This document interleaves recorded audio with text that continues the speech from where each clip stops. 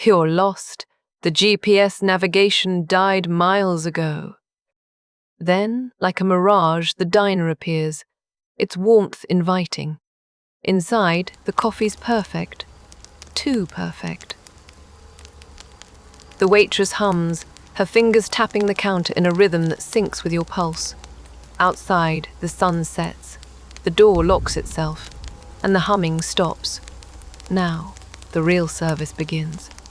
Will you make it to dawn? Before we begin, if you enjoy stories that feel like warnings, whispers, or dreams you were never meant to hear, like the video, and subscribe so the next tale can find you before something else does. By day, Route 77 Diner looks like any other roadside stop. The red vinyl booths crack with age, but stay spotless. Sunlight streams through clean windows, catching dust motes that dance above slices of cherry pie. Truckers chat with waitresses who call them by name. The coffee tastes rich, no hint of bitterness. The cash register rings with exact change every time. Regulars sit in their usual spots. Old Ed nurses his bottomless coffee at counter's end. The Tuesday Bridge Club occupies booth 3 until exactly 4003. No one asks why Martha refuses the window seat where sunlight hits too strong. These rhythms hold comfort, familiar as the jukebox playing only 50s hits. But look closer. The napkin dispensers never empty. The sugar caddies stay perfectly full. The owner, Mr. Halcombe, stands near the register smiling at nothing. He greets everyone with, "Welcome back," even first-timers. His hands stay clean, though he busses tables himself. The floor never has crumbs. The night cooks arrive at 5005 sharp. They enter through the back, never the front. Workers say they've tried waiting to greet them, only to blink and find the kitchen staffed. The day crew leaves notes with special requests, always fulfilled by morning. No one sees the night team clock in. One curious waitress once stayed late, pretending to fix her makeup in the restroom. The mirror fogged without steam. When she came out, the diner stood empty, every light off except above her station. She swears she heard whispering from the kitchen. Then the door swung open to reveal stacked clean dishes and fresh coffee brewing. No one there. Some travelers report odd details. A trucker noticed pies cooling, though no oven ran. A family saw their reflections move seconds after they did. The local gas station clerk claims Route 70's deliveries at midnight, but supplies arrive in unmarked vans driven by silent men. Oddest of all are the rules. Regulars follow without question. No sitting at the counter's middle stool. No touching the lucky horseshoe nailed too high to reach. No asking about the basement door painted shut. Most telling. Every local leaves before sunset.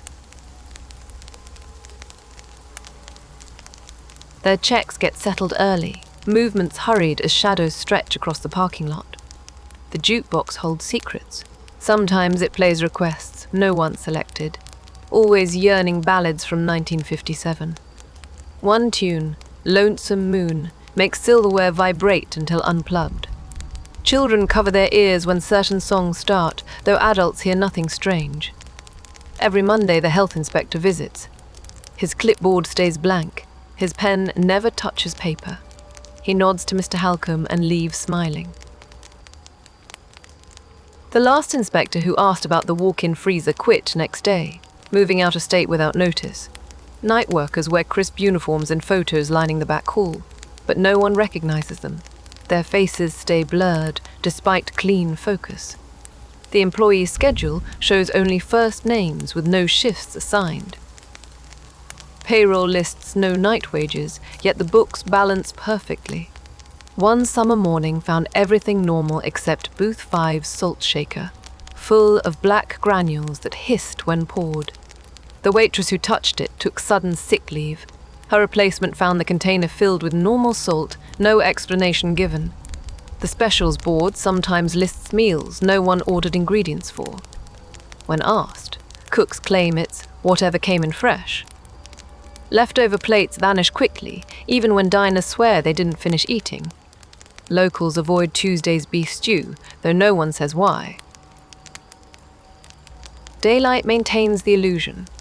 Sunshine smooths over cracks in reality. Customers laugh off unease with, "This place runs like clockwork," but watches stop at 4044 p.m. near the kitchen. Clocks show different times on opposite walls. The diner's cat stares too long at corners where no one stands.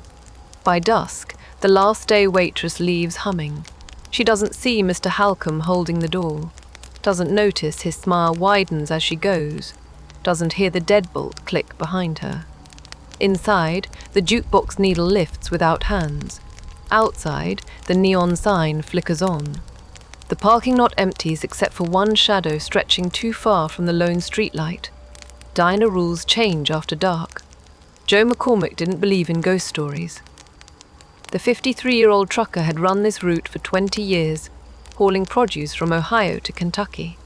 When the cashier at the last gas station warned him about the diner after dark, he'd laughed so hard he spilled his coffee. "I've eaten there a dozen times," he'd said, tapping his CB radio. "Place makes a decent burger." His rig pulled into the parking lot at 11,508 p.m. The neon sign buzzed, casting a pink glow on wet asphalt. Inside, the diner looked empty except for 3 figures behind the counter. They stood completely still until the bell above the door jingled. Then their heads turned together. The waitress approached before Joe reached his stool. Her name tag read, "Darla," but the plastic looked fogged, letters swimming. "Coffee, hon?" Her voice sounded like a recording played slightly slow. When she smiled, her bottom teeth didn't quite match the top set. Too many molars crowded the back. Joe noticed odd details as she poured. Her uniform had no wrinkles. The coffee pot had no steam, though liquid came out scalding. When he asked about the specials, 3 kitchen staff leaned out simultaneously to stare. Their faces were all similar. Round cheeks, sparse lashes, lips slightly parted. The clock above the grill stopped at 12,007. Joe's own watch still ticked.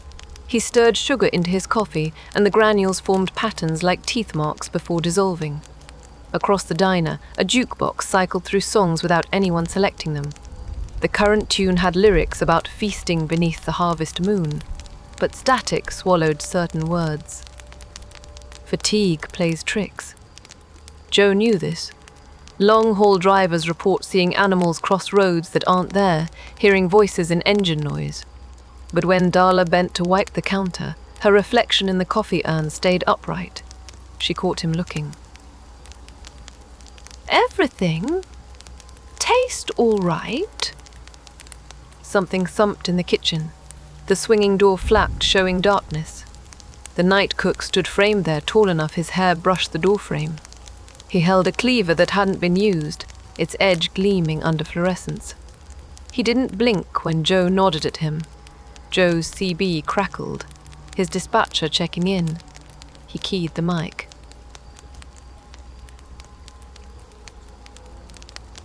"Just grabbing coffee. Place is." His sentence trailed off as Darla leaned closer, head tilting like she wanted to hear. The other waitress had moved to the window, fingers pressed against glass as if feeling for something outside. A psychology study from Stanford explains how isolation heightens threat detection.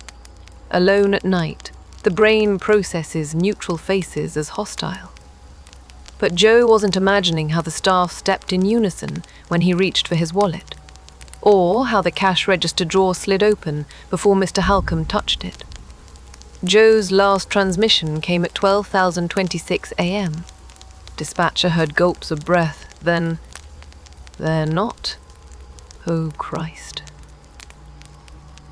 The teeth, the recording captures 3 distinct clicks afterward, like silverware tapping china. At dawn, a state trooper found Joe's rig. Engine running, door ajar. His logbook lay open to that day's date, where he'd scribbled, "Never again," over the mileage column. The coffee cup in the cab was still warm. No one saw Joe leave. The diner's surveillance tapes from that night show only static. When questioned, Mr. Halcombe produced a receipt stamped 12,003 AIM, paid with exact change in coins dated before 1960. "Fine customer," he told police. "Left a generous tip." Investigators noted oddities. The diner's bathroom had no mirror. Joe's half-eaten pie was cleared away, but the fork sat pristine, not a crumb on it. Most unsettling. The staff work schedule showed no one clocked in after 10 p.m. Joe's disappearance made the news for a week. Then reporters moved on. Locals didn't. They knew about the scattering of cars left at the diner over decades. A Chevy with keys in the ignition, an ambulance from a neighboring county, even a Greyhound bus once. All empty. All pointing toward the building like compass needles. Route 77 sees plenty of drifters. Most disappearances get chalked up to highway predators or bad luck. But at the truck, the change happens at 7:02 p.m. exactly. That's when the day waitress clocks out, flipping the sign from open to closed. She walks to her car without looking back. By the time she turns the key in the ignition, the diner's interior lights flicker once. The door locks click audibly, though no hand touches them. Inside, shadows stretch longer than they should. The jukebox cycles to track 7. Always track 7. The coffee machines start brewing fresh pots without being switched on. Behind the counter, uniforms appear on hooks that were empty moments before. They're already pressed, name tags pinned precisely. No one sees the night staff arrive. Truckers passing on Route 77 report glancing at the diner at dusk and seeing it empty. 1 minute later, the building appears fully staffed, dozens of figures standing at attention near the windows. Their postures remain military straight, hands clasped behind backs. Their smiles appear simultaneously. The employee records show no night shifts scheduled. Payroll lists only daytime workers. When health inspectors ask about overnight cleaning crews, Mr. Halcombe produces blank time cards. "We don't have night employees," he insists. Yet every morning, the stainless steel gleams, floors shine, and coffee urns sit full. The walk-in freezer reorganizes itself, inventory perfectly sorted despite no deliveries. A curious health inspector once hid in the dry storage room overnight. His handwritten notes describe hearing footsteps at 7:15 p.m. Too many for the small staff. Then whispers in no language he recognized. The pad goes blank after 1,000 a.m. He was found at dawn sitting in booth 3, staring at his hands. 2 fingers on his right hand were stained black. He quit the health department next day. The night staff move differently.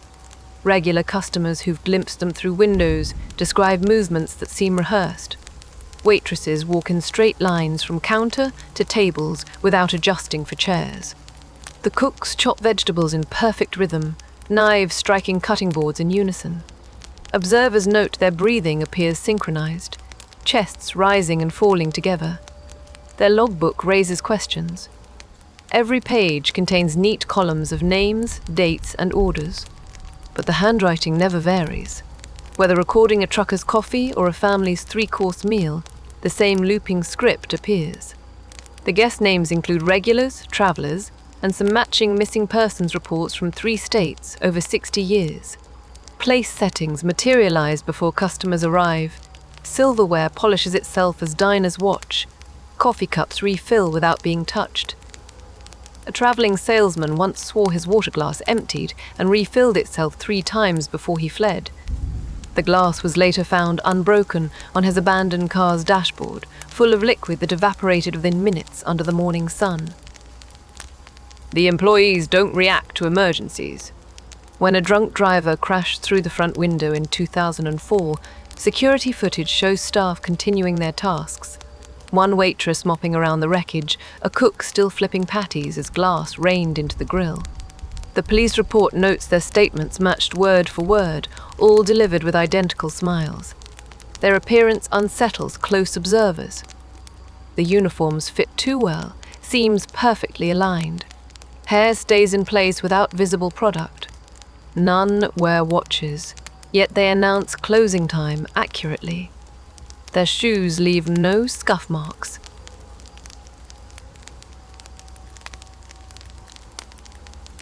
The most telling detail. In group photos, their faces appear slightly blurred no matter the camera focus. Faces are another matter. Some customers describe the waitresses as beautiful. Others recall distorted features, eyes spaced too wide, teeth too uniform. A child once screamed that the grill cook's mouth stretched like a rubber mask. The staff don't react to insults. They simply tilt their heads slightly, smiles unwavering, and ask if everything tastes all right. They watch the road more than the customers. Every passing car receives their full attention, heads turning smoothly to track vehicles.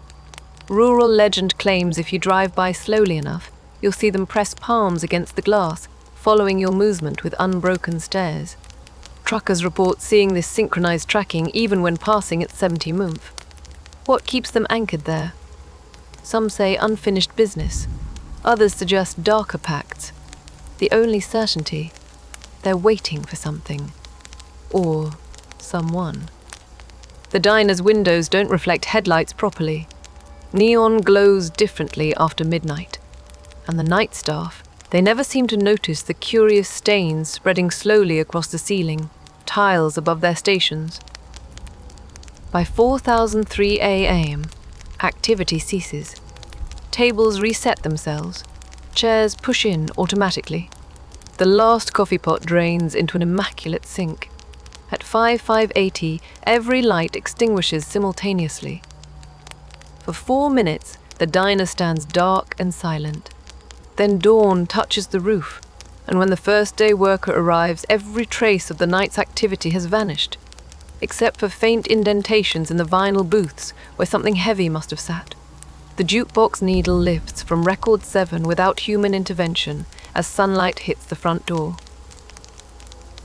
Outside, the pavement remains dry regardless of weather, and if you stand very still when the morning shift arrives, you might hear the faintest metallic squeal from the walk-in freezer's hinges, like something large shifting inside just before the day cook turns the handle. Mr. Halcombe stands behind the counter every single day without fail. His pressed white shirt stays crisp from open to close. His black tie never loosens. He greets customers with the same phrase, "Welcome home," though none of them live here. The regularity comforts people. They don't notice how his eyes track the clock's second hand with unsettling precision. County records show the diner's deed changed hands in 1953, but the signature just reads, "The proprietor." Mr. Halcombe claims he took over in 1987. Yet old photos from the 60s show a man with his distinctive posture lurking near the kitchen, face slightly blurred.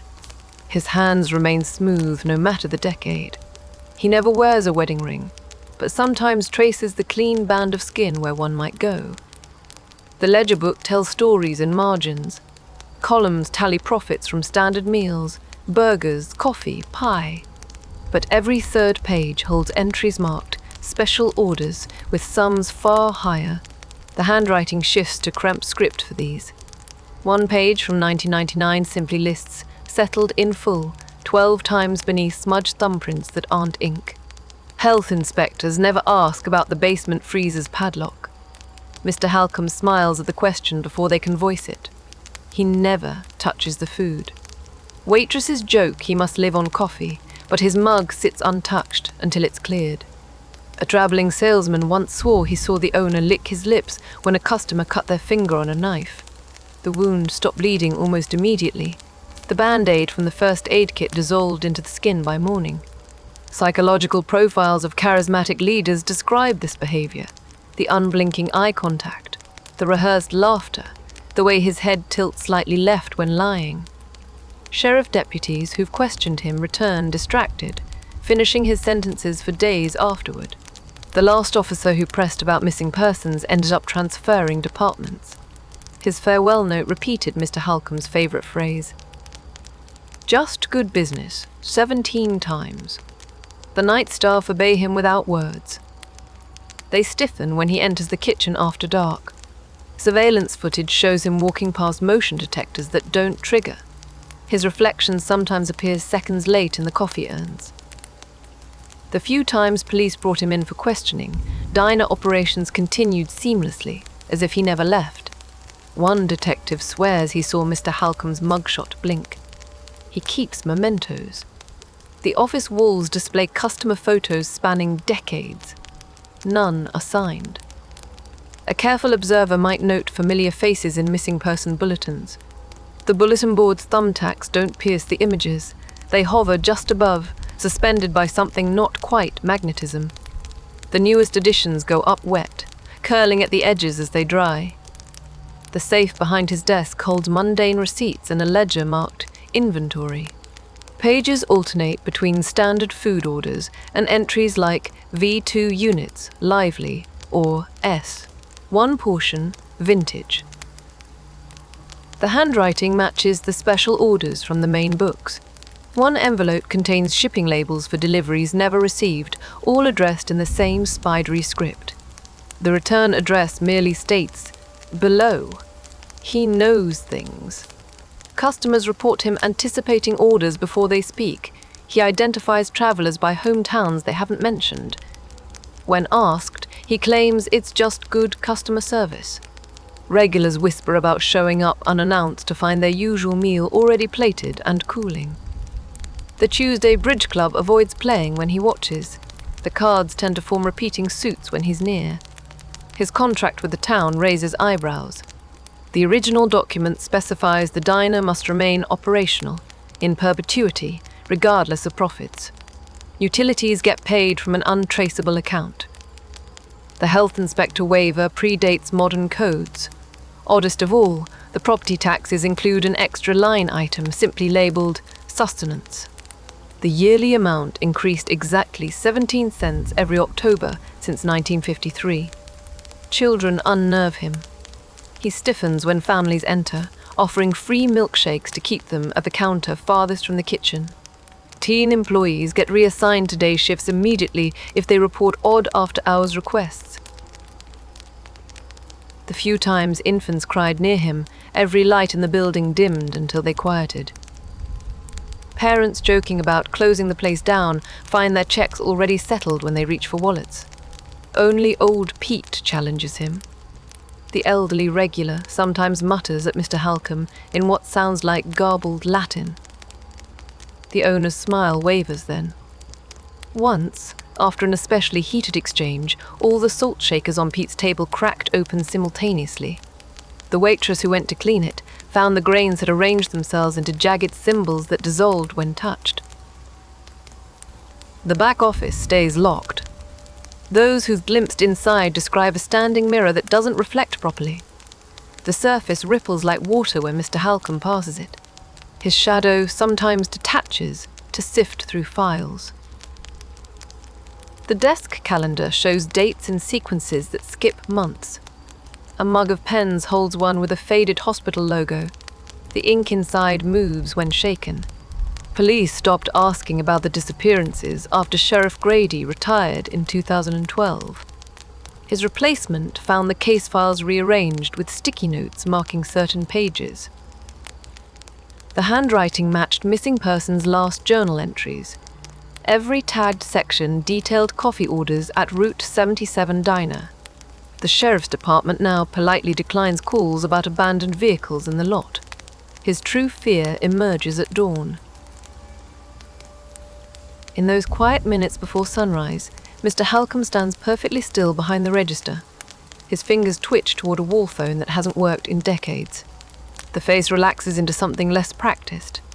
For those few moments, he looks like a man trapped mid-scream behind a smile. Then the first customer enters, and the mask clicks back into place, ready to welcome another day. Another meal. Another possible addition to his collection. The locals know better than to question him directly. They bring offerings instead. Fresh eggs left by the dumpster, unopened liquor bottles at the property line. The smart ones avoid looking at the diner's roof, where dark stains spread under shingles no inspector can quite focus on. They remember old Pete's warning. Nothing's free at Halcom's counter. Not even the air. and they notice how the owner's reflection sometimes lingers in windows long after he's walked away. The town of Milford sits 7 miles east of Route 77. People there don't mention the diner by name. They call it that place by the bend, or Halcombe's. Conversations hush when outsiders ask directions. Gas station attendants slide maps across counters with the area around mile marker. 44 deliberately folded under. Parents teach children rules without explanation. Keep your tank half full passing the old billboard. Never pull over for flashing headlights near the diner. If your radio static cuts out suddenly, check your mirrors twice. These warnings get passed down like folk remedies. No one remembers their origins, but everyone follows them. Every full moon, bundles appear at the diner's property line. Salt circles with black candles, nails bent into odd shapes, dried lavender tied with red thread. The sheriff's department ignores them. When a rookie deputy once kicked over a collection, every dog in Milford howled until dawn. The items were neatly replaced by morning. Sheriff Daniels changed after investigating the 2011 disappearance of a hitchhiker. His deputies found him sitting in his cruiser outside the diner at 3 a.m., repeating, "No jurisdiction," into the radio. Case files later showed every report involving Route 77 diner stamped with, "Referred to state authorities," a division that doesn't exist. The current sheriff keeps a mason jar of iron filings on her desk. She looks away when diner staff come to town for supplies. Missing posters last hours in Milford. Flyers for vanished travelers curl at the edges within minutes of being posted. The tape refuses to stick. Bulletin boards develop cracks around the pins. A church group once laminated posters. They turned up blank the next morning, the plastic fused solid. The library's archive lacks newspapers from every October 17th since 1955. The microfilm reels hiss when those dates are requested. Anthropologists note how communities develop coping mechanisms for unsolvable horrors. Milfords include avoidance rituals. No one makes eye contact with the produce truck from Halcombe's. The high school cancels drama club performances of death-themed plays. Even the town drunk won't slur a word about the diner after sundown. The collective silence holds like a scab over something that should have healed decades ago. Certain families get warnings, others don't. The Wilsons keep a horseshoe over their door after their daughter came home with a dinner napkin clutched in her fist. The embroidered, heap bleeding, rust-coloured stains no matter how they washed it. The Garcias were told to avoid Tuesday specials after their son described the cook's too many apron strings. Old man Ritter leaves a nickel under his plate every visit since 1982. His tab always comes up exactly 5 cents short. The spared families share odd traits. They all have someone who worked at the diner briefly. Their homes contain strange heirlooms, a clock that runs backward when placed near salt, a quilt with threads that rearrange themselves. Most telling, their children draw pictures of a nice waitress with elongated fingers years before ever visiting. Milford's oldest residents whisper about the original deal. The town founder's ledger mentions trading undesirables for good harvests in 1893. Census records show 18 residents vanish that October, all marked relocated in neat cursive. The current mayor's great-grandfather served as sheriff when the diner opened. His journal describes weekly deliveries of merchandise that stopped after Halcombe arrived. Teenagers dare each other to touch the diner's outer wall at night. Those who do come back with fingertips stained yellow. The stains resist soap but fade by morning. A biology teacher once scraped samples. The lab identified it as pollen from a plant that went extinct during the Ice Age. The student who collected it transferred schools after developing night terrors about the smiling harvest. Route 77's asphalt stays suspiciously pristine near the diner. Road crews avoid that stretch, claiming their machines malfunction. The white lines glow brighter there at night. Truckers report their headlights dim automatically when passing, then flare back to normal exactly 200 yards beyond the property. State maintenance logs show repairs only occurring between 10 a.m. and 2 p.m. The only hours Halcomb's is reliably just a diner. The town's one attempt at resistance came in 1999. A councilman proposed revoking the diner's business license. That night, every mirror in his house reflected a version of his kitchen with an extra door. He withdrew the motion at dawn. His resignation letter cited historical preservation concerns. The mirrors returned to normal, though family photos from that period show faint silhouettes standing just behind his left shoulder. Milford's church holds an annual blessing of travellers service. The priest includes road salt in the holy water. Parishioners receive tiny iron nails to keep in their glove compartments. The ritual dates to 1957. The same year, 3 travelling salesmen vanished after stopping for pie.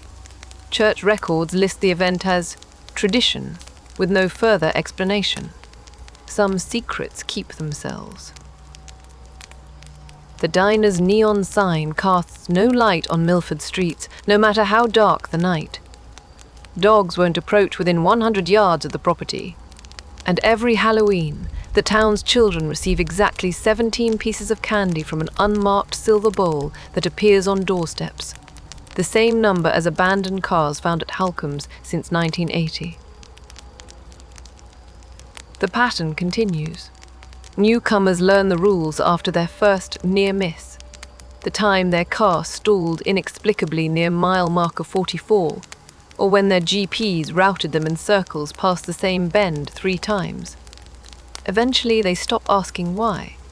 They simply check their fuel gauges, avoid night drives, and never ever order the specials at that place by the bend. Because Route 77 isn't the only road with hungry landmarks.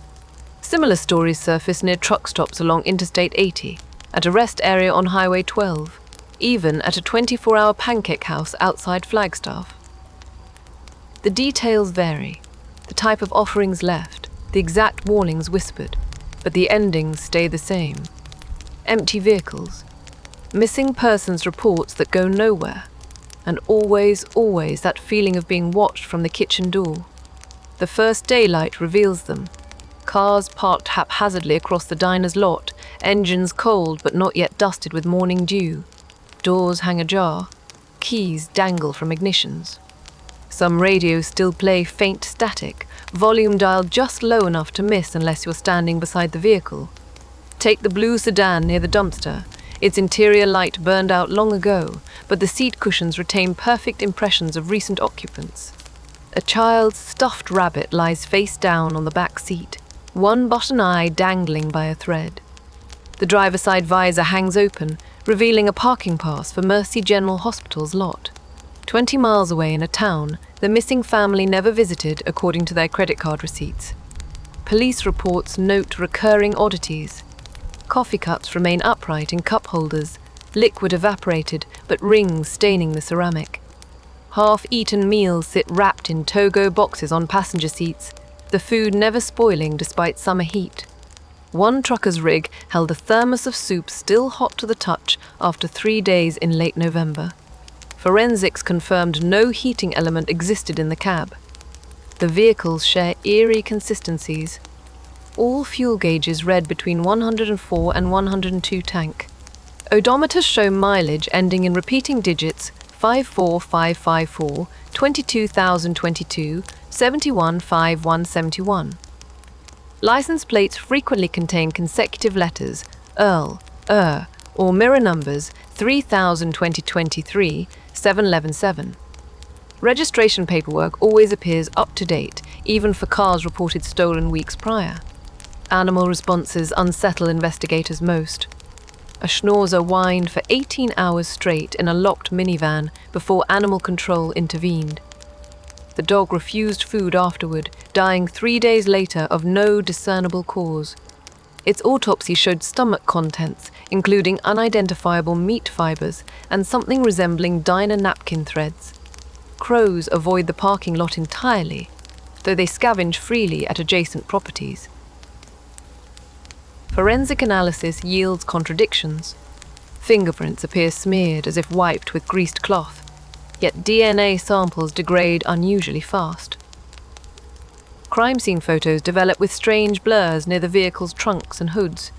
Dashcam footage from abandoned trucks shows distorted timestamps. The last recorded frames always display 12,007 AM, regardless of actual disappearance times. Missing personal items follow patterns. Wallets stay behind, cash intact. Phones remain locked, batteries inexplicably drained. Jewelry gets left, unless it contains religious symbols. Those pieces vanish. A teenage girl's diary was found open to an entry describing the nice waitress with too shiny hair. The next 10 pages had been carefully excised with something sharper than scissors. Certain vehicles tell darker stories. The rusted Pontiac contained backseat bloodstains matching a missing hiker's type, though he disappeared 30 years after the car was junked. A motorcyclist's helmet sat neatly on the diner's steps, interior lining replaced with folded diner placemats. When unfolded, the paper showed handwritten orders matching every Route 77 disappearance since 1973. The most disturbing evidence stays hidden at first glance. Open any abandoned car's glove compartment and you'll find a single diner receipt, always from the night of disappearance. The paper feels damp despite dry conditions. Items ordered don't match what forensic teams find in the vehicles. One receipt listed 2 specials, extra sides, for a car containing only an empty baby seat. Mechanics who inspect the cars note peculiarities. All have recently changed oil despite missing service records. Tires show wear on the inner tread only. A few have trunks that won't open, not locked, but seemingly fused shut. One auto shop owner claimed a Cadillac's radio started playing "Don't Sit Under the Apple Tree" when he removed its battery. The song wasn't on any local station's playlist. Weather interacts strangely with the vehicles. Morning dew avoids their windshields, forming perfect dry outlines. Snow melts in precise rectangles around their tires regardless of temperature. Lightning once struck the lot during a storm. Every car except the abandoned ones showed scorch marks next day. Local folklore suggests explanations. Old Pete claims the cars aren't empty, just occupied different. A retired sheriff's deputy swore he saw breath fogging a car window days after its owner vanished. The night cook allegedly told a waitress the vehicles serve as collection boxes, though she quit before explaining what gets collected. Psychologists note how objects amplify absence. A child's mitten left behind tells more than a missing person report. The diner's lot demonstrates this principle. Each vehicle holds clues hinting at sudden, unnatural departure. Their untouched state suggests occupants evaporated mid-motion. One forensics expert resigned after finding a seatbelt still clicked around empty air in a crashed pickup. Milford's garage keeps a storage unit no one discusses. Inside lie license plates from every abandoned car, polished and stacked neatly by year. The tags hum faintly when touched. The mechanic responsible for this collection disappeared in 2015.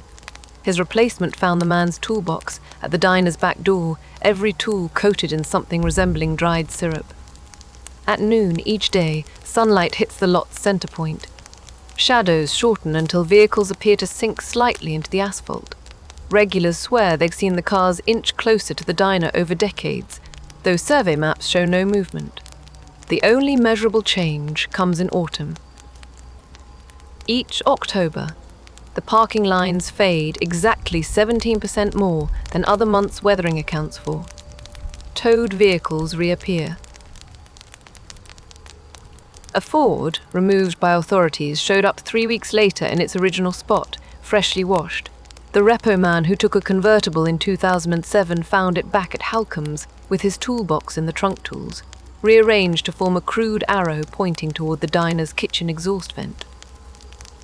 The abandoned cars remain Route 77's most lasting mystery. They serve as warnings no one heeds, tombstones without names. Their presence raises unanswerable questions. Why do the radios always tune to dead air? Why do children's car seats feel warmer than their surroundings?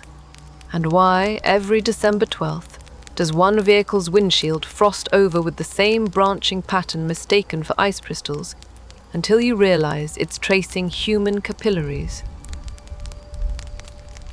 Some say the cars wait for their owner's return. Others whisper the diner uses them as lures. The truth may lie somewhere between.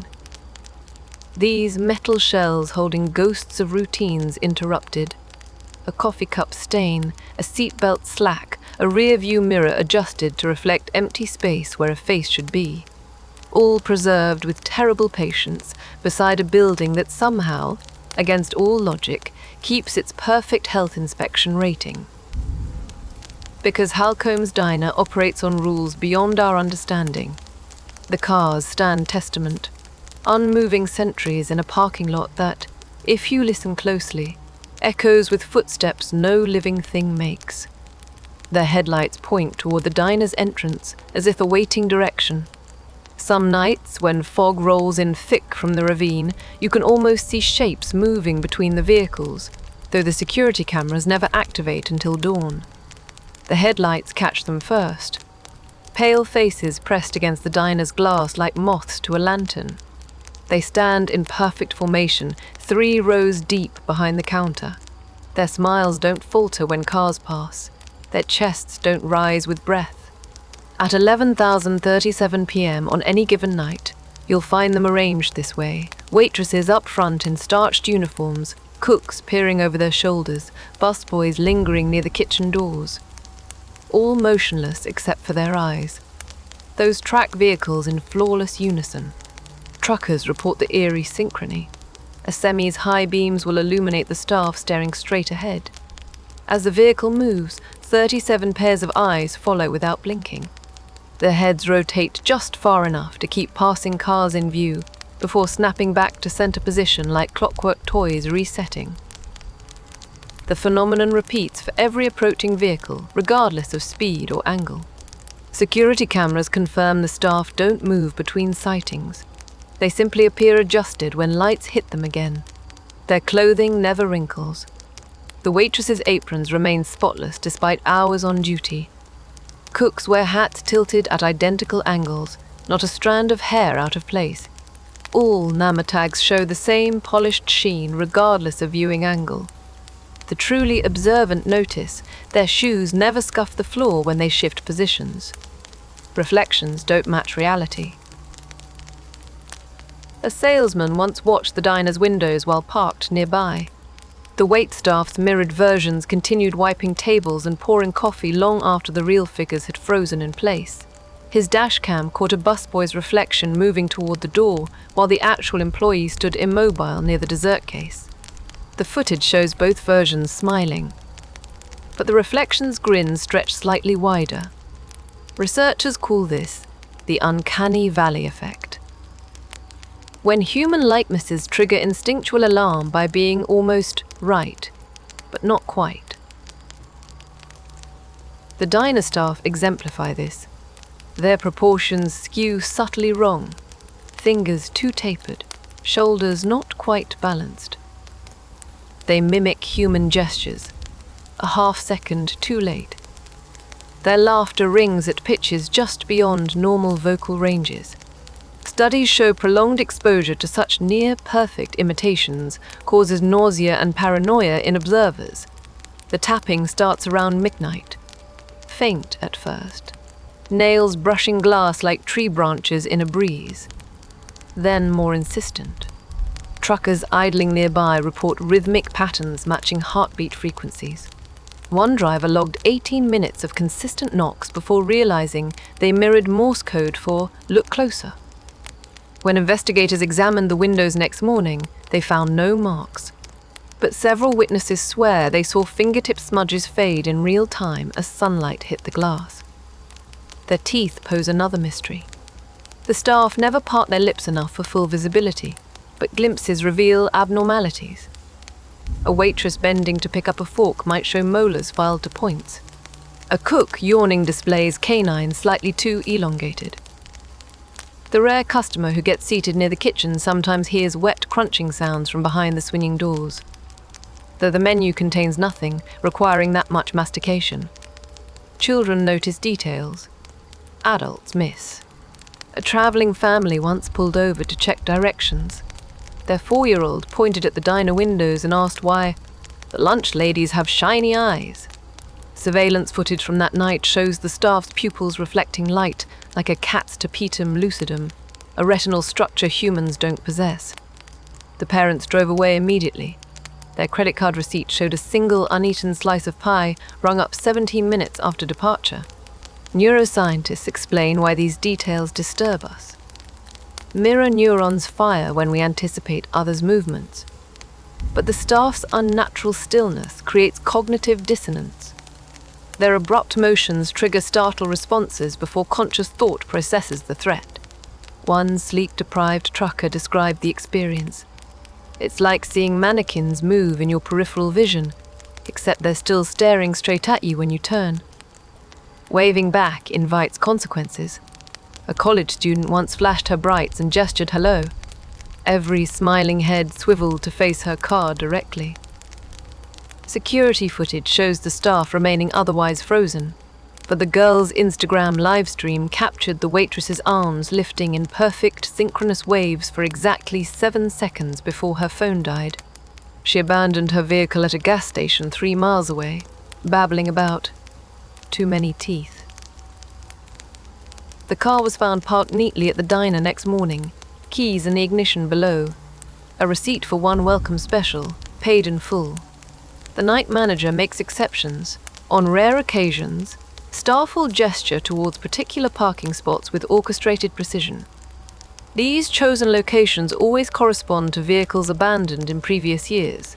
Some claim the pointing fingers occasionally elongate briefly, joints popping audibly even through closed windows. But this could be light refraction from the buzzing neon sign. One moonless night in 2017, a paranormal investigator set up infrared cameras across the road. His equipment registered 37 heat signatures inside the diner at 2048 AMW, despite no lights being on. The thermal images showed the staff arranged in a perfect circle around an indistinct central mass. By dawn, the cameras malfunctioned. Only 17 photos recovered, each depicting blurry smiles floating in the developer's chemical bath. Morning resets them. The first daylight mutes whatever compels the night behaviors. By the time the day shift arrives, the staff have assumed normal working positions, pouring coffee, flipping burgers, wiping tables with motions that now include human hesitations. Their smiles relax into natural expressions. Their eyes blink at regular intervals. Only the most perceptive notice how they avoid looking directly at the parking lot where abandoned cars sit waiting, or how the jukebox needle lifts silently from its resting groove precisely 1 minute before sunrise.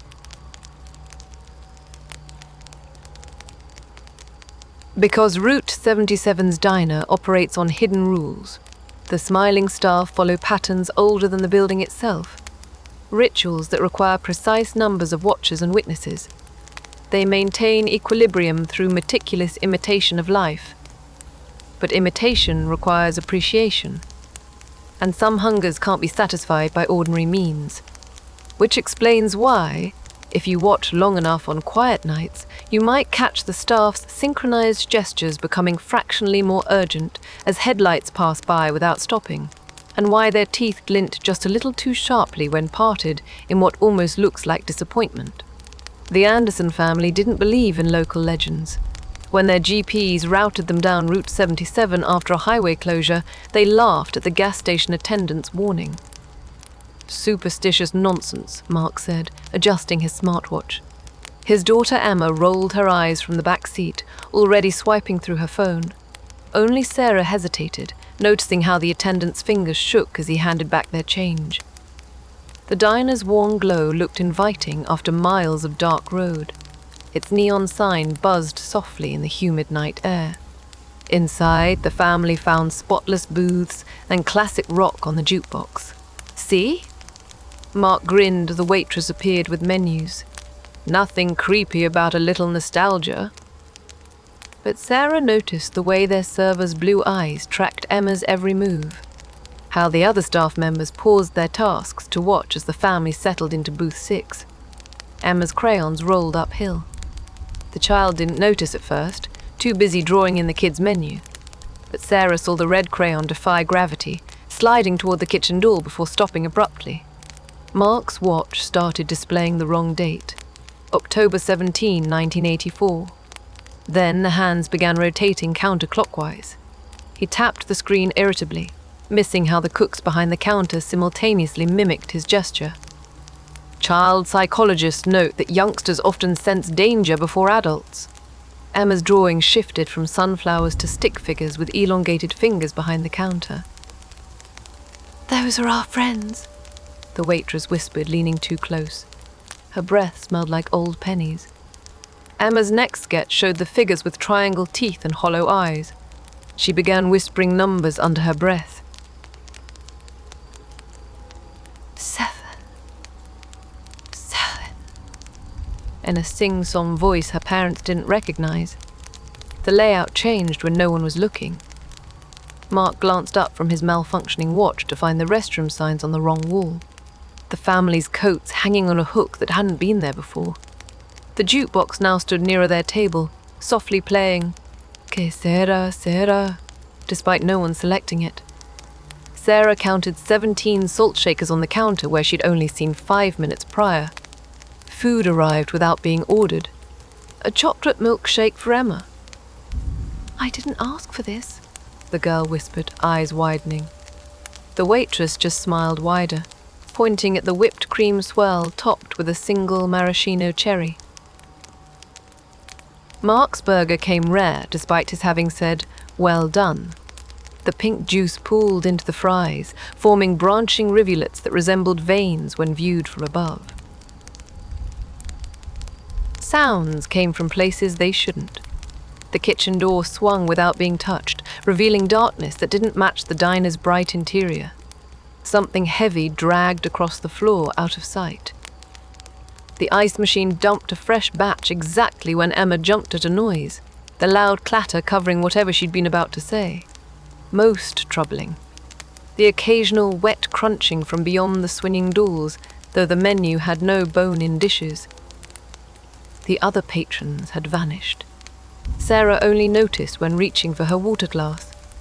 The truckers at the counter were gone, abandoned mugs still steaming.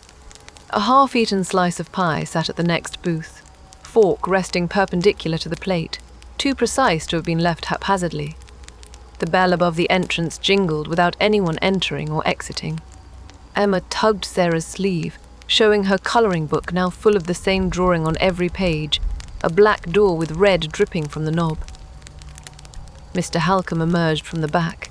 His appearance made the staff stand straighter, their smiles flattening into identical straight lines. He carried a vintage camera with a flashbulb.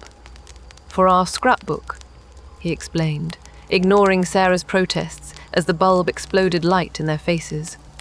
The developed photo showed the family looking decades older, their postures slumped. Emma's eyes were solid black in the image. Mark's watch flashed 3033 aim, though the digital clock above the grill read 11,007. Then came the kitchen noise they couldn't explain. A metallic groan like a heavy hinge protesting, followed by something between a sigh and a slurp. The staff turned toward the sound in perfect unison. Mr. Halcombe quietly slipped behind the counter while the waitress whispered, "Let me warm up your coffees." She collected all 3 full mugs at once, without spilling a drop, though no one had touched their drinks. Emma started crying silently, tears cutting clean tracks down her cheeks while her mouth remained shut. Mark finally stood to leave, throwing cash on the table. The bills stuck together as if coated in syrup. When he pulled his keys from his pocket, everyone behind the counter tilted their heads to the exact same angle. The jukebox volume increased as the family hurried toward the exit, the song now clearly whispering, "You can check out any time you like," under the static. Their last view inside, every staff member had lined up at the windows again, their hands pressed against the glass as the Andersons backed away. The door locked itself with a click that echoed across the empty parking lot. Sarah swears she saw a little boy's face in the kitchen doorway just before the lights cut out. At dawn, a state trooper found their SUV. The doors hung open, engine still running. Emma's half-finished milkshake sat upright on the dash, the whipped cream still holding its shape.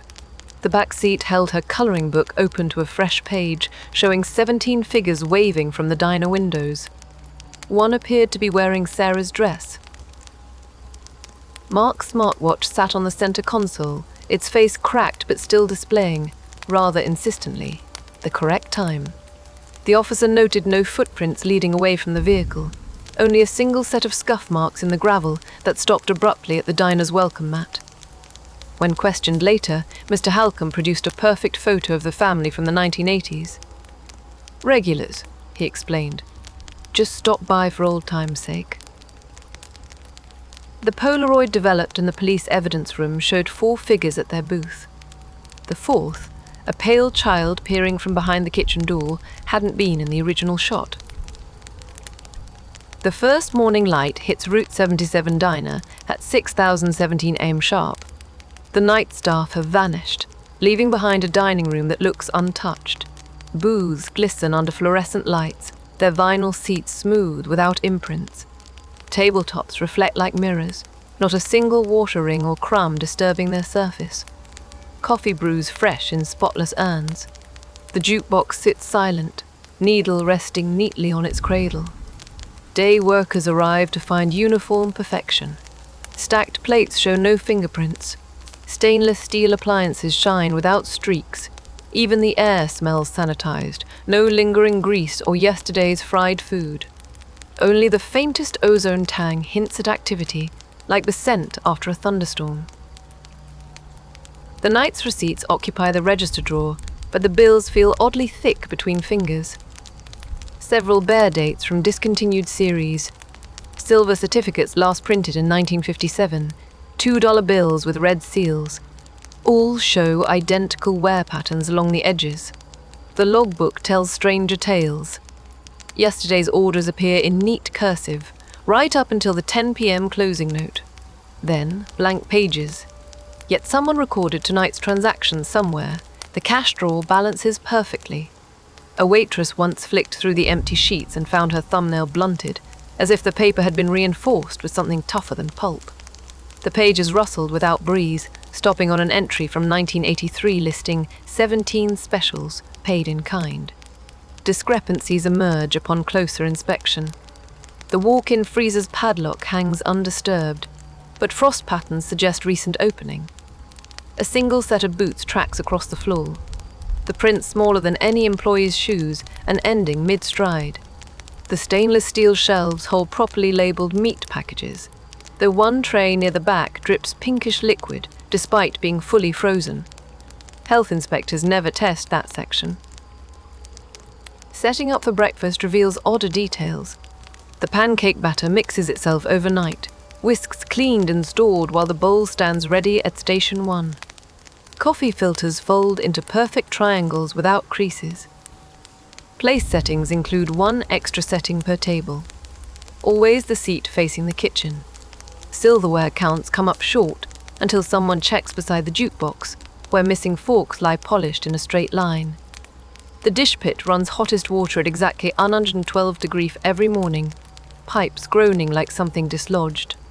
Drains spit back occasional black grit that dissolves before collection. A plumber once cut into the pipes and found them spotless. No build-up, no leaks. Though diner staff swore they'd been clogged for weeks. The man quit after claiming his tools started arranging themselves into arrow shapes, pointing toward the basement. Liminal spaces operate on hidden rules. Psychologists note how transitional locations, hotels, airports, roadside stops, develop their own logic. Route 77's diner takes this further. Its morning reset isn't cleaning, it's reverting. The same water stains reappear on the same ceiling tiles after being patched. Floorboards squeak in identical sequences despite replacement. Even the flies avoid certain areas, creating perfect geometric dead zones near the pastry case. Breakfast prep uncovers more puzzles. The pancake grill heats unevenly except where initials, JM, are scratched near the edge. That spot fries eggs perfectly without adjustment. The toast machine always burns the first 2 slices of any new loaf, then performs flawlessly. Coffee tastes slightly salty from the left urn, though no brine enters the system. Regulars know to wait until 6:45 a.m. after the initial pot drains, or risk headaches from whatever settled overnight.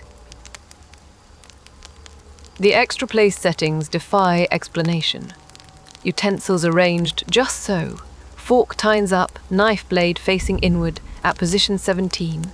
Not always the same table, but always the same number. Staff who try removing them report finding the items back in place moments later, moved without visible hands. One waitress snapped photos showing silverware vibrating on linen, the motion blur forming spiral patterns. Her phone crashed permanently after uploading the images. Mr. Halcombe arrives precisely at 7 a.m. He checks the register first, skipping the tally before tapping the receipt printer. It spools blank tape for exactly 12 seconds. His office door opens without touching it, revealing a standing mirror that reflects the room slightly wrong. Later, workers will notice new photos added to the bulletin board, black and white shots of smiling patrons dated decades apart. All occupy the same booth. All wear similar clothes. None have pupils visible under the glossy finish. He claims to work alone after closing, but the diner's energy bills tell another story. Nightly power usage matches peak business hours despite empty rooms. Water flows continuously through meters between 2 a.m. and 4 a.m., though no appliances run. A technician once monitored the electrical panel and watched phantom loads cycle 17 minutes apart, precisely timed as if following an unseen schedule. The mystery lingers like grease smoke in linen. Workers find brief anomalies. A freezer door that won't latch until blessed with salt. Coffee urns that boil dry without burning. A single sugar packet in the back storeroom that weighs significantly more than others. They learn not to question these things, just as they learn to ignore the occasional fobbed mirror in the staff bathroom, or the way the payphone rings exactly once every October 17th at 3:33 a.m., the receiver lifting slightly as if caught on an invisible string. Because Route 77 Diner doesn't just reset each morning, it prepares. The coffee brews fresh, not for day workers, but for whatever comes next. The spotless tables await more than breakfast crowds, and that extra place setting, it remains patiently unused. Fork tines gleaming under fluorescent lights, napkin folded into precision sharp enough to cut skin. Waiting for whoever finally takes seat 17 at the counter's end, where old Pete used to sit before he stopped coming in. Morning shifts pass without incident. Food sizzles normally. Customers laugh comfortably. The jukebox cycles through harmless oldies. Only at closing do workers notice subtle changes.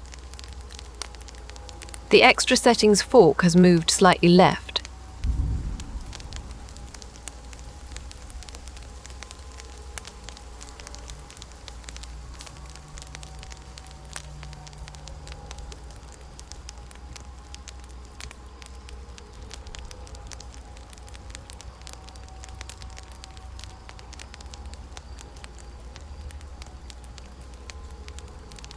And Mr. Halcombe lingers near the register, polishing something small and metallic between his fingers, watching the door with that same patient smile as sunset stains Route 77 red. The walk-in freezer at Route 77 Diner never needs restocking. Workers arrive each morning to find neatly wrapped packages already sorted on stainless steel shelves. Labels show handwritten dates going back decades. Prime Cut 11517787 sits beside Special Reserve 030303, all in the same looping script no employee recognizes. The ink never bleeds, even when frost forms on the paper.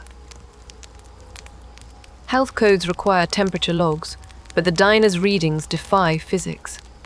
The digital display alternates between 10 degrees and 32 degrees without affecting the frozen state of contents. A curious cook once left a thermometer inside overnight. Morning revealed the mercury separated into 17 distinct droplets, each hovering at different heights within the glass tube. The walk-in's padlock shows no signs of use, yet internal hinges bear fresh grease marks every Thursday. Some packages murmur. Workers stacking produce report, hearing faint vibrations from certain parcels, rhythmic pulsing that stops when touched. The white paper wrappings never tear or stain, even when liquid occasionally drips from seams. One busboy swears a package labeled House Blend twitched as he reached past it.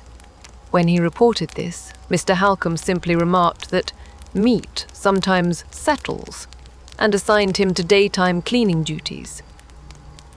Nutritional horror plays on subconscious fears about consumption and contamination. The freezer's contents tap into this primal unease.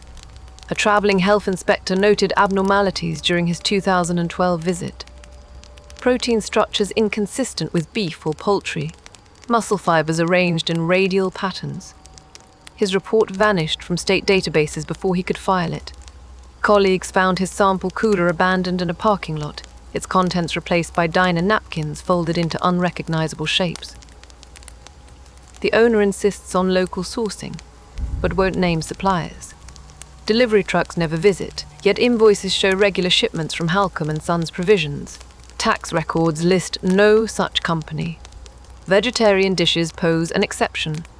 Their ingredients arrive through standard distributors in labeled boxes. Workers note how produce deliveries always coincide with full moons, while meat inventory replenishes predictably after disappearances. The correlation goes unmentioned. Signature dishes raise questions.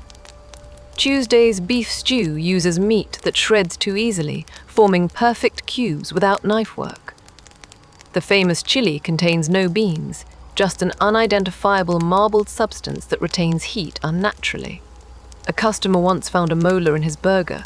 Forensic analysis suggested bovine origins, but couldn't explain the metallic fillings. Mr. Halcombe comped his meal with free pie, then quietly added, "Dentist's delight" to next week's specials board. 17 neatly wrapped parcels occupy the freezer's center rack.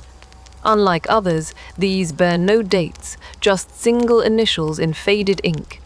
They hum intermittently in harmonic sequence, the vibration strongest near midnight. Staff who accidentally disturb them report sudden equipment, failures, ovens refusing to heat, coffee machines dispensing only boiling water. The last cook who opened one retired abruptly, leaving behind a note that simply read, "It was still breathing." Certain rules persist without explanation. Any dropped utensil near the freezer must be left until next cleaning cycle. No one investigates thumps after closing. The defrost setting remains disabled despite manufacturer labels insisting monthly cycles. Most telling employees who stick around learn to ignore the occasional mislabeled package that appears, its contents shifting under the wrapping like something trying to reorient itself. The freezer's drain presents another mystery. Liquid flows uphill toward the wall, disappearing into pipes too narrow for the volume. Plumbers find no blockages, just an occasional black sludge that evaporates when exposed to air. One technician took samples. His lab reported the substance contained keratin and enamel fragments before retracting the analysis next day, citing sample contamination.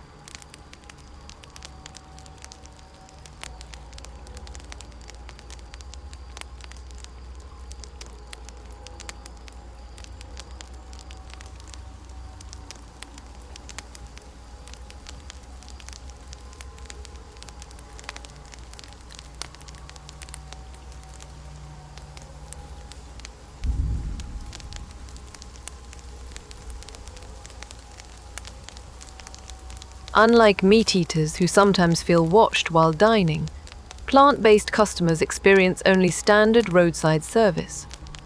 Some regulars theorize the kitchen maintains separate preparation areas, though no such division exists. Others note how vegetarian orders take slightly longer during busy periods, as if the cooks struggle remembering recipes without certain ingredients. Most convincing.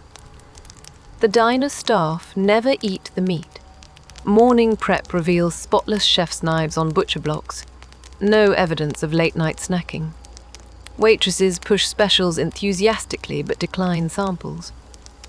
Even Mr. Halcombe, ever the gracious host, never touches the signature dishes he praises. When pressed, he claims dietary restrictions dating back to childhood, though his teeth look sharp enough for any steak. The freezer's true contents may explain other phenomena. Seasonal workers report frost patterns forming faces on interior walls.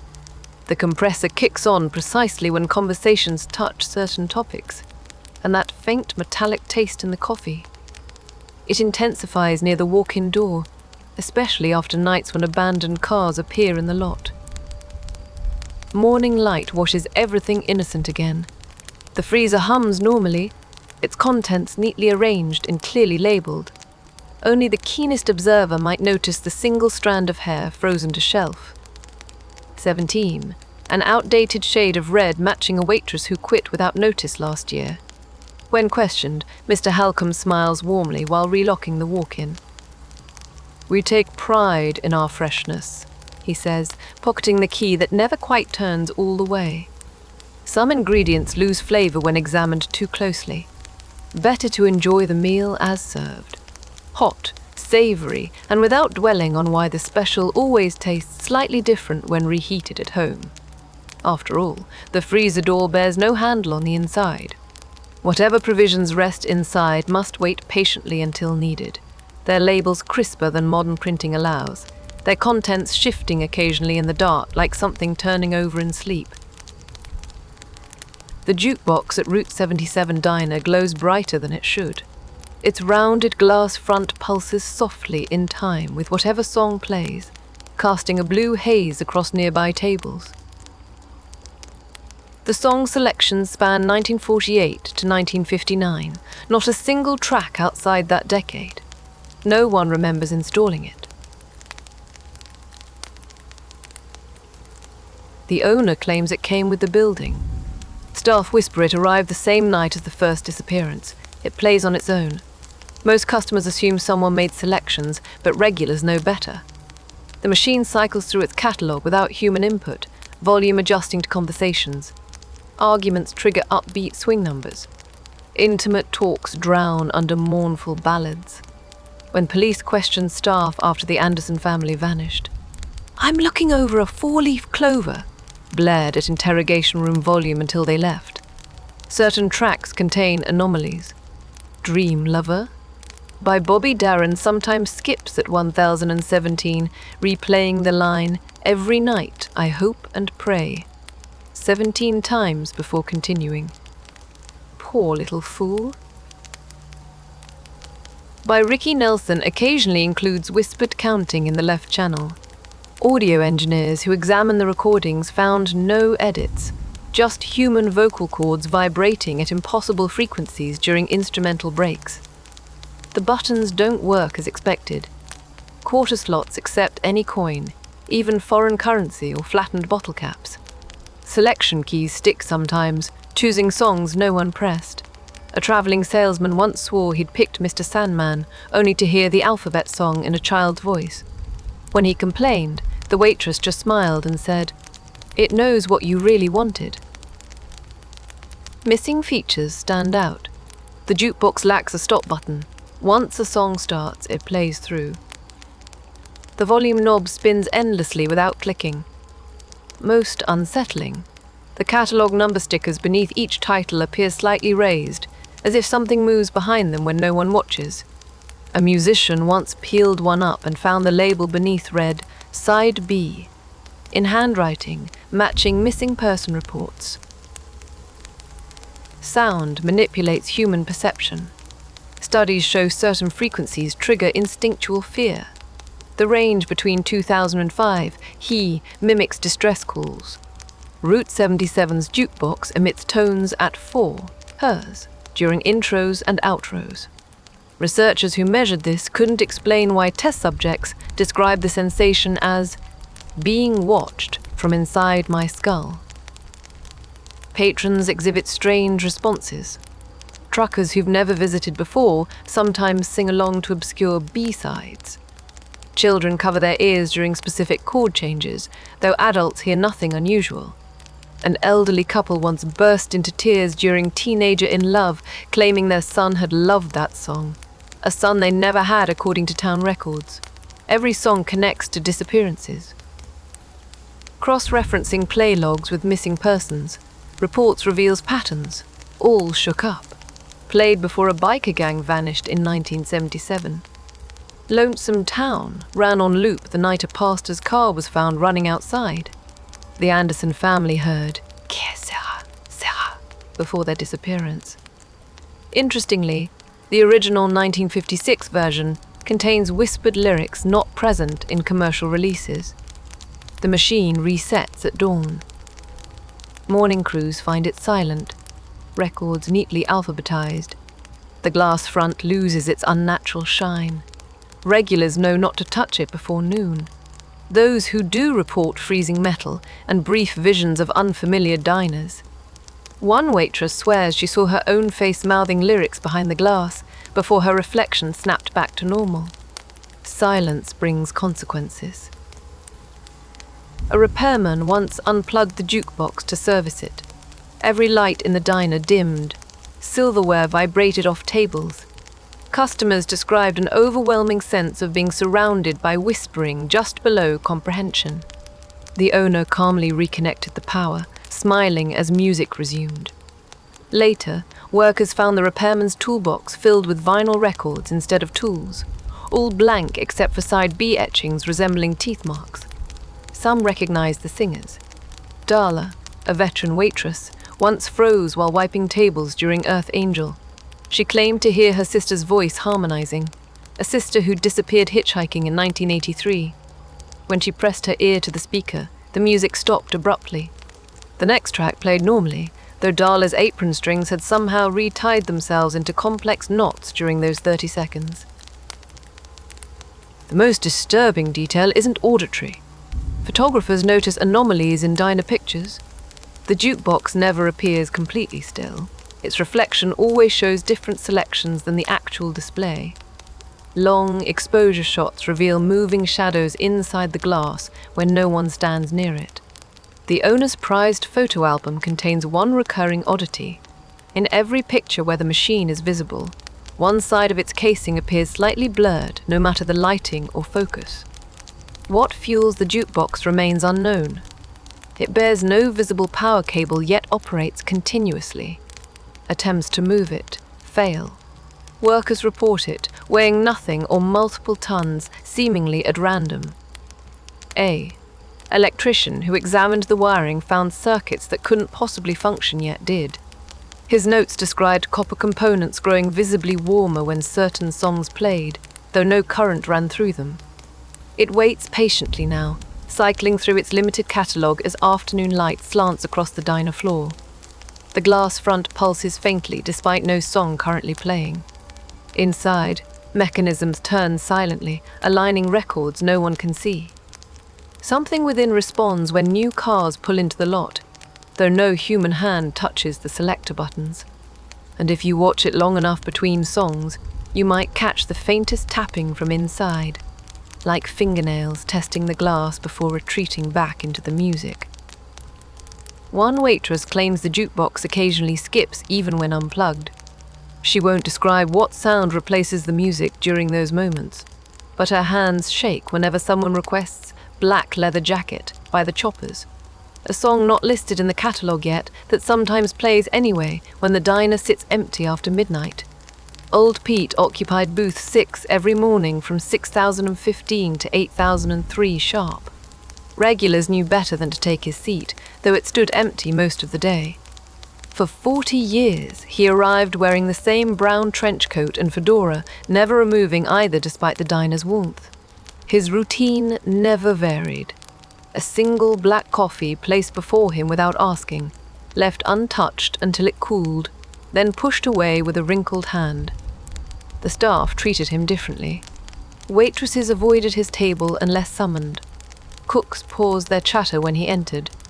Even Mr. Halcombe's perpetual smile stiffened slightly when Pete spoke. Customers noted how the old man's presence made the jukebox skip certain songs, the needle catching on lyrics about lost things or long nights. His protections were subtle but deliberate. Salt rings appeared around his booth's legs after rainy days. His left pocket bulged with what might have been iron nails. The brim of his hat cast shadows that somehow darkened whatever sat beneath the counter, a vantage point that let him watch the kitchen door without turning his head. Veterans whispered he kept garlic in his shoe soles, though no one could confirm this. Folklore often includes immune characters, those seemingly exempt from supernatural rules. Blind prophets who see truths hidden from others. Simpletons untouched by curses that befall intellectuals. Old Pete fit this archetype. His silence spoke volumes about Route 77's secrets. When trucks full of suspiciously fresh meat arrived, he'd hum tunelessly until the deliveries finished. When new waitresses asked about his habits, he'd flip a nickel onto the counterhead side, always scratched with odd symbols. The night staff feared him outright. Surveillance footage showed them detouring around his regular booth during closing cleanings. One cook crossed himself when accidentally touching Pete's coffee cup. After dark, shadows pooled thicker near his seat, as if resisting the fluorescent lights. A busboy once claimed he saw the old man's reflection sitting upright in the diner windows at midnight, while Pete himself slept, slumped in his usual spot. His warnings came coded. Newcomers received muttered advice about checking expiration dates. Truckers got sideways glances if ordering rare meat. When a family once asked about afternoon specials, he'd flipped his nickel so hard it chipped the counter, the coin landing directly atop their menu's dessert section. His most frequent caution, always check the eggs, made regulars scrutinize their breakfasts extra carefully, though none could explain why. Evidence suggested deeper knowledge. Pete's napkin doodles resembled eldritch symbols from occult texts. He carried a pocket watch that ran backwards every October 17th. During electrical storms, his hair stood independently of static, strands pointing toward particular ceiling tiles. The few times health inspectors visited, he'd cough loudly while they neared the walk-in freezer, the sound suspiciously like, "Don't open," in mangled Latin. The owner tolerated him grudgingly. Mr. Halcombe comped Pete's coffee for decades, despite the old man never drinking it. Their exchanges played out like scripted performances. The owner's exaggerated courtesy, Pete's gruff non-answers. A waitress once saw Halcombe drop a smile the instant Pete's back turned, his face collapsing into something hungry and impatient. That same day, the specials board advertised vintage cuts in unusually bold lettering. Pete's immunity had limits. He couldn't prevent disappearances, only observe them. Regulars noticed how he'd stare at doomed patrons with something like resignation. Before the Anderson family vanished, he'd left 17 nickel heads up along their table's edge. A silent countdown. None understood until afterward.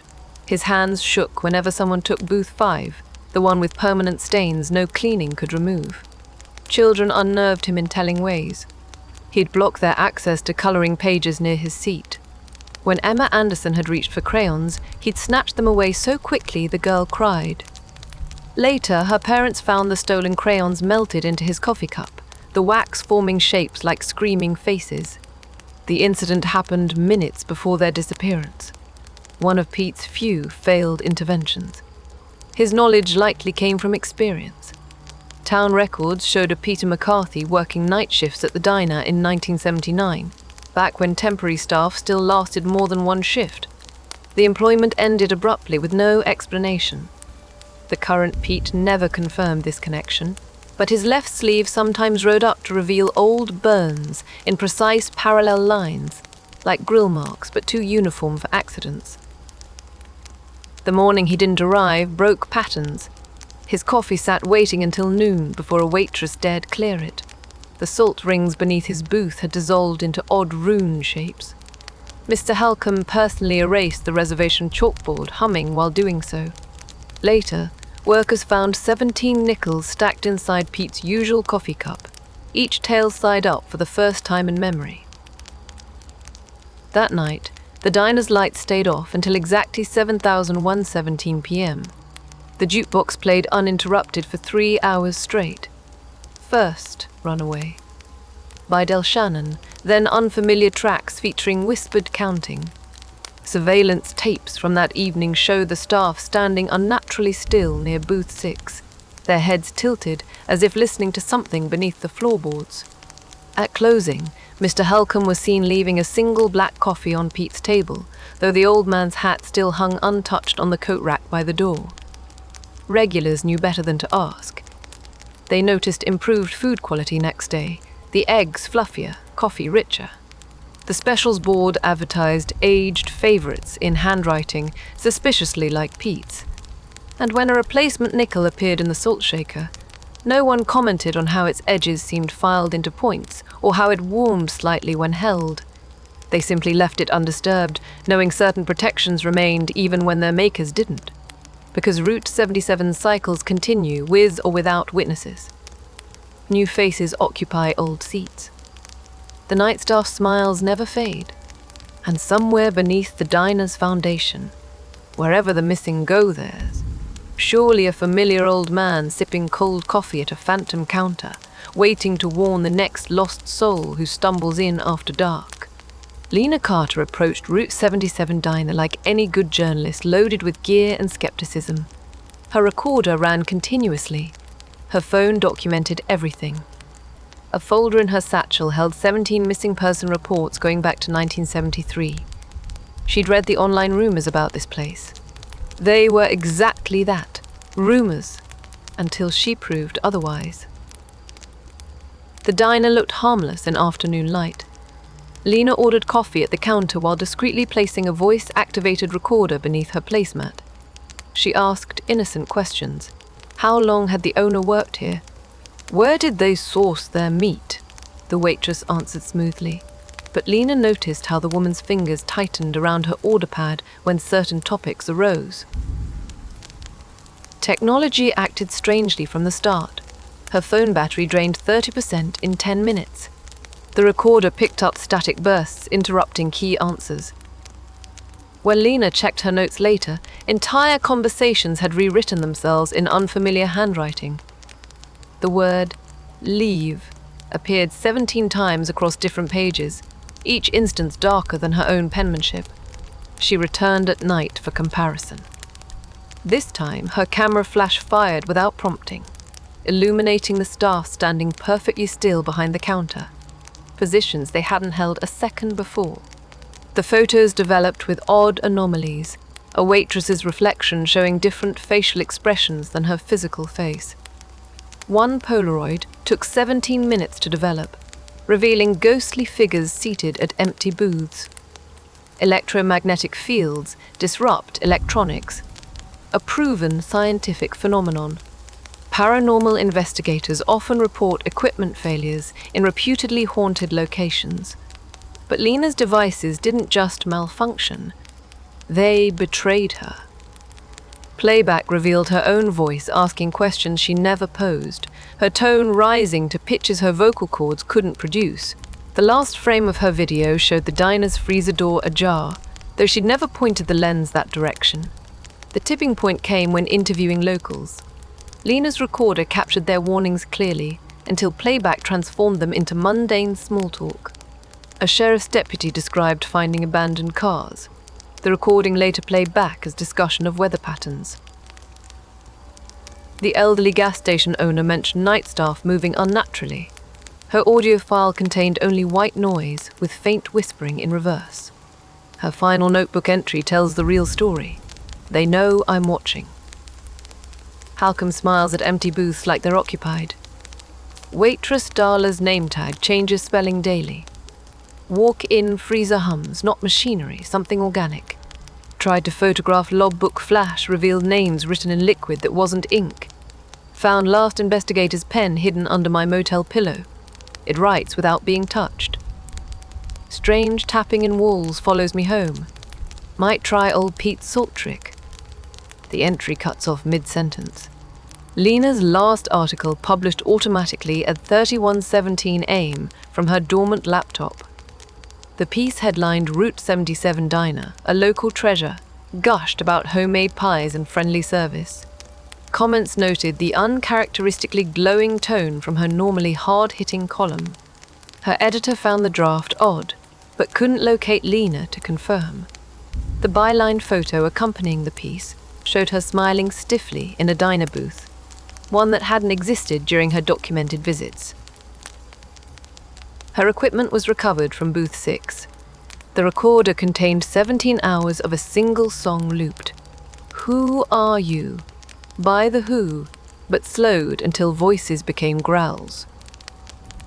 Her phone's camera roll held 1, identical images of the jukebox, each time-stamped during different missing persons cases. The notebook's remaining pages were glued shut with something sweet-smelling and red.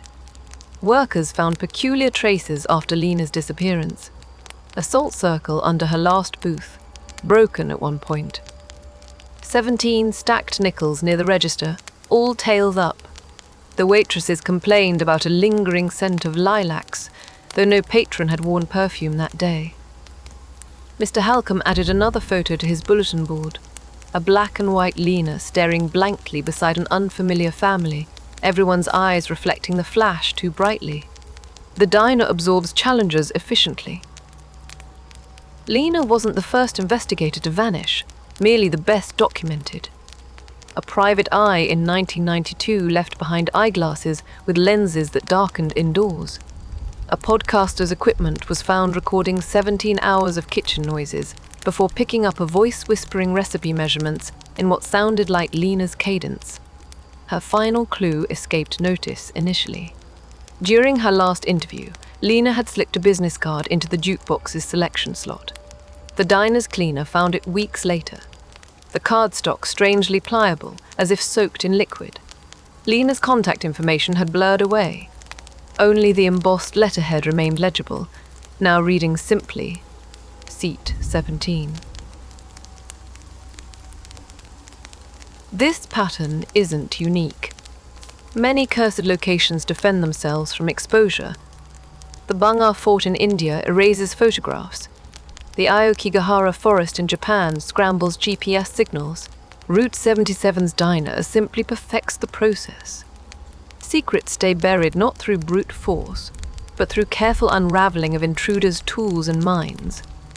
Because the truth isn't hidden here, it's displayed openly.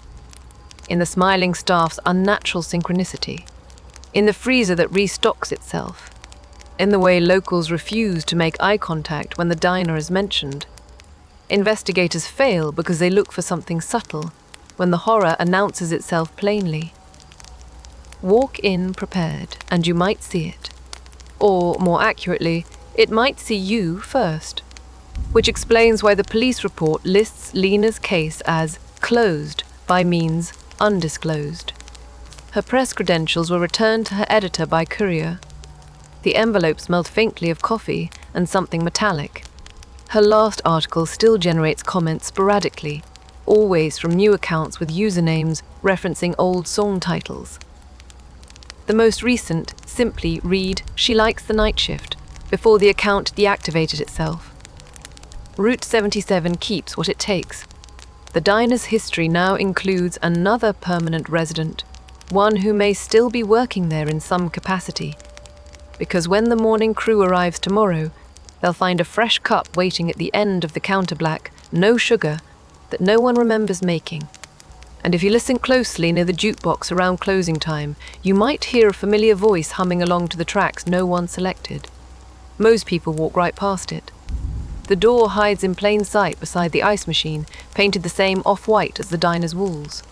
No handle shows from this side, just faint rectangular outlines where hinges might be.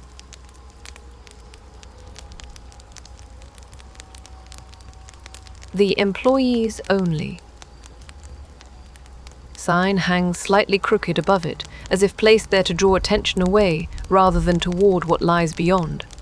During health inspections, Mr. Halcombe always stations a waiter in front of it, casually blocking view with a clipboard or tray. Something about its proportions feels wrong. Stand close enough and you'll notice the frame sits 3 inches lower than standard door height. The baseboard cuts abruptly around it rather than continuing underneath. Most telling.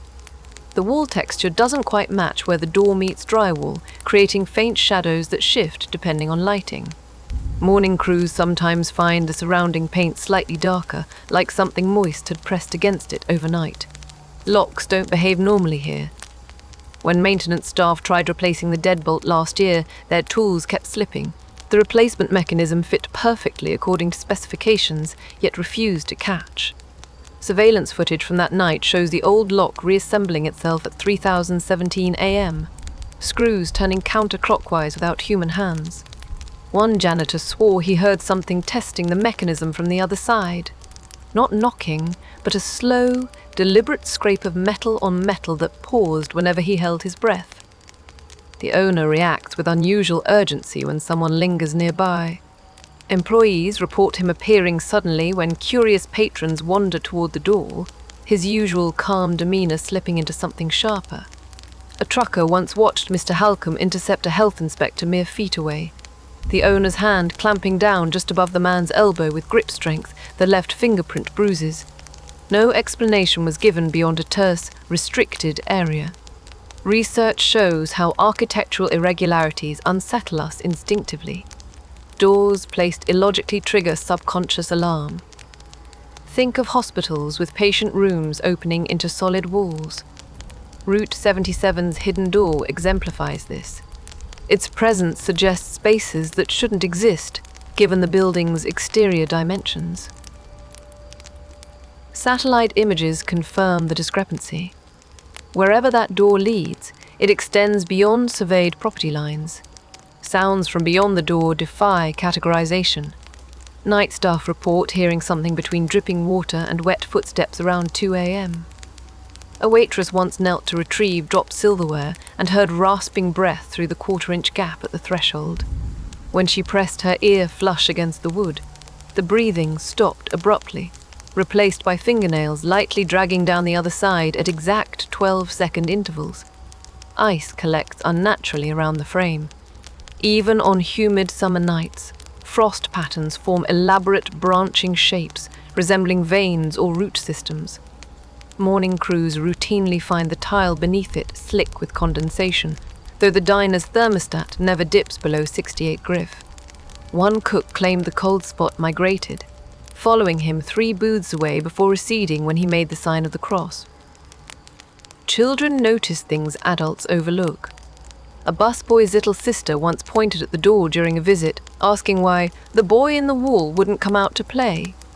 Security footage from that afternoon shows a small handprint appearing briefly on the clean surface, palm facing outward as if pressed from within. The print evaporated within minutes, leaving no residue. That night, staff reported hearing a child's laughter from behind the door at closing time, followed by 17 knocks in perfect cadence. Handwriting analysis connects the door to disappearances. Notes found in abandoned vehicles sometimes contain frantic scribbles about getting the colors right or mixing the special sauce.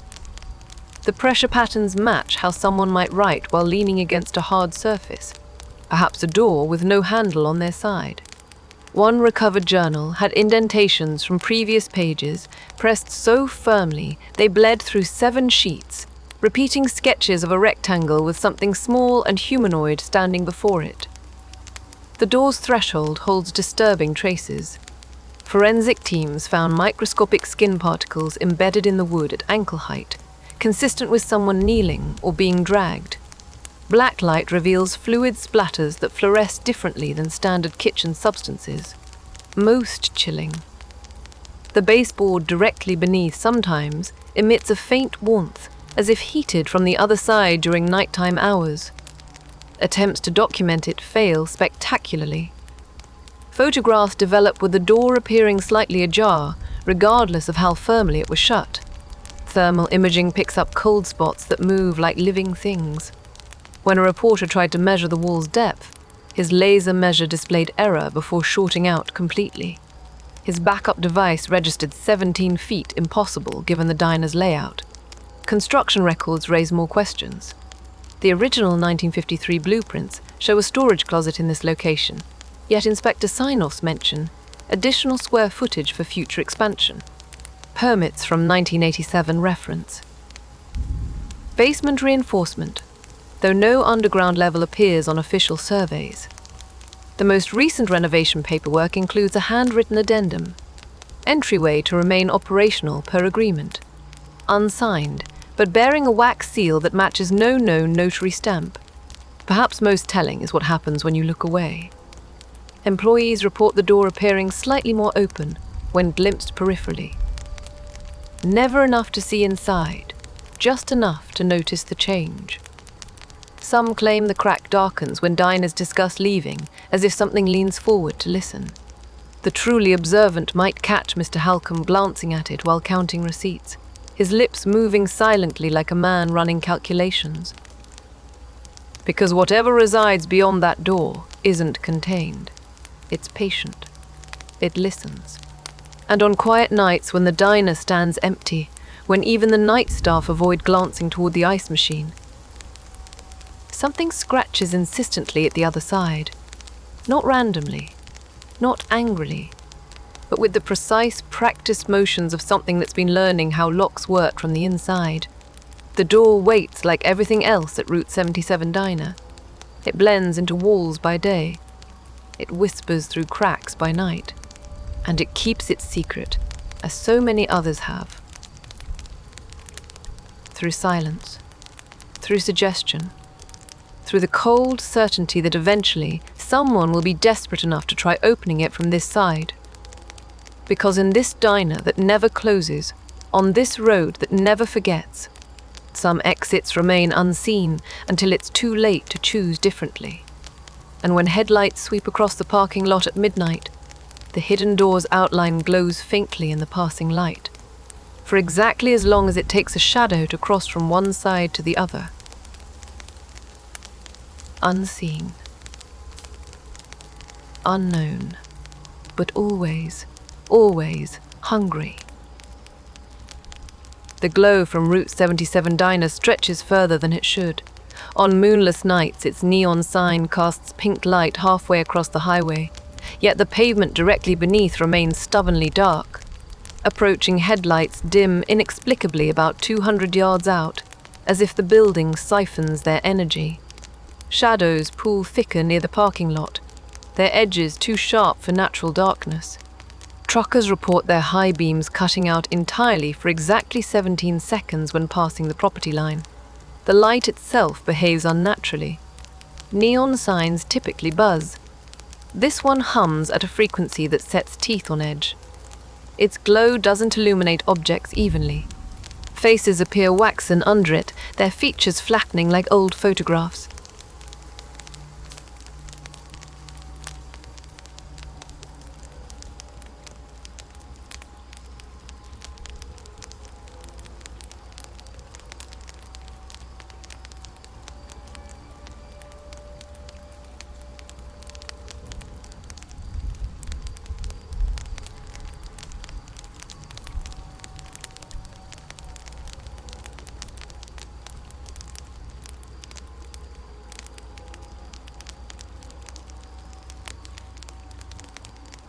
Photographers note the sign never appears properly in long exposures, its brightness registering either far stronger or weaker than visible to the naked eye. Electronics falter nearby. Radios scan through stations uncontrollably before settling on dead air. Phone batteries drain within minutes. One trucker's GPS placed him simultaneously at the diner and 17 miles north. Dash cams from abandoned vehicles show footage degrading near the property, first losing color, then developing static patterns resembling teeth. A paranormal investigator's EMF meter spiked erratically before melting its display, the plastic warping into odd spirals. Moths tell the clearest story. Insects swarm any bright light, yet the diner's sign remains curiously untouched. Not from lack of trying. Witnesses report seeing moths orbit the glow in perfect circles, their wings beating frantically without ever drawing closer. Some appear frozen mid-flight when viewed from certain angles. A biologist who collected specimens found their antennae burned black at the tips, though the diner's exterior never gets hot enough to cause such damage. Physics can't explain the shadow anomalies. Measurements show the building casts darkness. 17 degrees off true north, regardless of season or time. The parking lot's single streetlight creates multiple conflicting shadows from each vehicle. During storms, rain avoids a perfect circle around the diner's entrance. Security footage shows droplets changing trajectory mid-air like they've hit an invisible dome. What truly unsettles observers is how the light moves when unwatched. Truckers glancing in mirrors report the glow-shifting position between checks. Night photographers discover their shots framed wrong, the diner somehow closer or farther than remembered. A state trooper once circled back 3 times, convinced the building had relocated, only to find his odometer unchanged each pass. The phenomenon isn't unique to Route 77. Scientists studying vile vortices note similar electromagnetic disturbances at certain latitudes. The Bennington Triangle in Vermont shares reports of compass failures and light distortion. What sets the diner apart is its predictability. The anomalies strengthen nightly between 11 p.m. and 3 a.m., peaking at 12,007 exactly. Locals whisper this correlates with when the night staff takes their break, though no one claims to know what that entails. Darkness behaves differently here. It doesn't just obscure, it conceals actively. Flashlights beam straight through certain patches without illumination. Security cameras show figures moving through unlit areas that should be visible. One family swore they saw headlights approaching from the opposite lane, only for the lights to blink out moments before passing, revealing no vehicle whatsoever. The diner's windows play their own tricks. During daylight, they reflect the parking lot normally. After sunset, they start showing alternate angles, a slightly different arrangement of cars or figures standing where no one actually is. Some witnesses report seeing their own reflections linger after they've turned away, the glass version still watching the road. Animals sense it first. Dogs refuse to exit vehicles near the diner after dusk. Coyotes circle the property at a precise radius, their howls cutting off abruptly if they stray closer. Even insects avoid certain zones. No mosquitoes bite near the dumpster, no spiders web the eaves. The only exception is the occasional blackbird perched on the neon sign, their beaks opening soundlessly toward the glow. Light pollution maps reveal an oddity. Despite its brightness, the diner's glow doesn't register on satellite imagery. Neighboring farms appear clearly, but the building itself sits in a perfect circle of darkness. Astronomers can't explain why stars remain visible directly above it, while the surrounding sky gets washed out, as if the light bends away from certain trajectories. Perhaps most telling is what happens when the diner closes, not the 4am cleaning. The rare occasions when the sign goes dark entirely. Locals know to avoid Route 77 on those nights. The handful who've witnessed it describe an overwhelming sense of being watched from the void where the building should be. Their headlights reveal nothing but an empty lot where the diner stood moments before. No one has stayed long enough to see if it returns. Because that's the secret of Route 77. The light isn't welcoming. It's marking territory. The glow exists to draw attention, not provide comfort. It says, look here, while hiding what stands just beyond its reach. And on nights when the power fails completely, when the last neon flickers out, travelers report hearing something large moving through the sudden darkness, something that's been waiting patiently behind the light all along. The next time you drive Route 77 after midnight, passing the diner, watch how your headlights dim as you approach. Notice how your radio static rises in pitch. Count how many shadows your car casts under that pink neon glow. And ask yourself, if the light suddenly went out, How fast could you really drive in the dark? Count how many cars sit abandoned in the lot. Notice if the windows reflect more faces than should be inside. The diner won't rush you. It's patient. It's been waiting longer than the road itself. Some say places like this exist everywhere, hidden in plain sight. Unremarkable by day, hungry by night. So tell me, would you risk that midnight coffee? Have you ever walked into a diner and felt the silence settle too quickly? The truth is, we all know a place that doesn't feel quite right. The real question isn't what happens there. It's whether we're brave enough to admit we've seen it. Let me know your thoughts in the comments.